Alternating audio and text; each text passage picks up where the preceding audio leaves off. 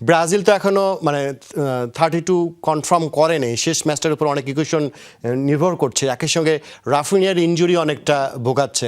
আপনার যুক্তরাষ্ট্র থেকে আপনি যদি আমাদেরকে জানান যে রাফিনিয়ার সর্বশেষ আপডেটটা আপনার কাছে কি আছে, আর ব্রাজিলের কি করার আছে আসলে শেষ ম্যাচটা, ইকুয়েশনটা কি আসলে ব্রাজিলের জন্য? রাফিনিয়ার ইনজুরিটা এখন পর্যন্ত যেটি তার পরীক্ষা নিরীক্ষা চলছে, মেডিকেল যে টেস্ট বা সেগুলো চলছে, সিবিএস তারাও জানিয়েছে যে তার পরবর্তী আপডেট এক্স্যাক্টলি কি হচ্ছে সেটা জানানো হবে। তবে তার যে ধরনের ইনজুরি, নরমালি হ্যামস্ট্রিং এর ইনজুরি, তার এটা কিন্তু অতীত রেকর্ড আছে কিছু সংখ্যার, এবং 3 থেকে 10 দিন যদি খুব বেশি গুরুতর কিছু না হয় হয়তো তার একটা রেস্টের বিষয় আছে। আর যদি পরীক্ষা নিরীক্ষায় খুব খারাপ কিছু আসে হয়তো তিনি ওয়ার্ল্ড কাপটা মিস করতে পারেন। তবে আমার কাছে যেটা মনে হয়েছে, তার ইনজুরি এবং কার্লো আনচেলত্তির একদম হাইতির বিপক্ষে ম্যাচ শেষে তিনি প্রেস কনফারেন্সে বলে দিয়েছেন যে নেইমার ফিরছেন।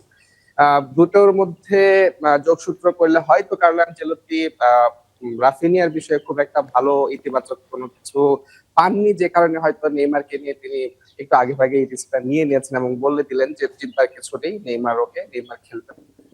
যে কারণে আসলে এই রাফিনিয়ার ইনজুরিটা জানতে হলে আমাদের আরেকটু অপেক্ষা করতে হবে একদম এক্সাক্ট যেটা ইনফরমেশন সেটা জানার জন্য। আর ব্রাজিলের বিষয়টা হচ্ছে, ব্রাজিল তারা একটা ভালো জয় পেয়েছে হাইতির বিপক্ষে, কিন্তু এখন পর্যন্ত নিশ্চিত না। তাদের শেষ ম্যাচে অনেক কিছু নির্ভর করবে, গ্রুপ চ্যাম্পিয়ন হবে নাকি গ্রুপ রানার্স আপ হবে, নাকি গ্রুপের তৃতীয় দল হয়েও কিন্তু বিশ্বকাপে যাওয়ার সুযোগ আছে। সেক্ষেত্রে স্কটল্যান্ডের বিপক্ষে জিতলে এবং গোল ব্যবধানটা যদি ভালো থাকে সেক্ষেত্রে তারা কিন্তু গ্রুপ চ্যাম্পিয়ন হবে। যদি মরক্কো হাইতির বিপক্ষে খুব বেশি ব্যবধানে না জেতে, আর যদি এখানে মরক্কো জেতে এবং ব্রাজিলও জেতে, সেই ক্ষেত্রে কিন্তু গোল ব্যবধানটা একটা ফ্যাক্ট হবে। সেই ক্ষেত্রে ডিসাইড হবে যে কে গ্রুপ চ্যাম্পিয়ন হবে, কে গ্রুপ রানার্স আপ হবে। ব্রাজিল ড্র করলেও সুযোগ থাকবে, সেই ক্ষেত্রে মরক্কো যদি ড্র করে ব্রাজিলের জন্য ভালো, আর যদি মরক্কো জিতে যায় মরক্কো কিন্তু গ্রুপ চ্যাম্পিয়ন হয়ে যাবে। এমনকি ব্রাজিল হেরে গেলেও এই ম্যাচে কিছুটা হলেও সুযোগ থাকবে, কারণ হচ্ছে সেক্ষেত্রে মরক্কোকে হাইতির কাছে হারতে হবে, এবং তখন হয়তো ব্রাজিল গ্রুপের তৃতীয় দল হিসেবে যাওয়ার সুযোগ পাবে।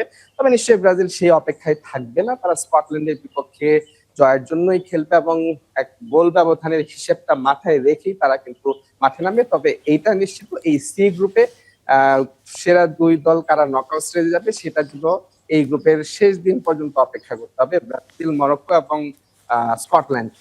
অসংখ্য ধন্যবাদ।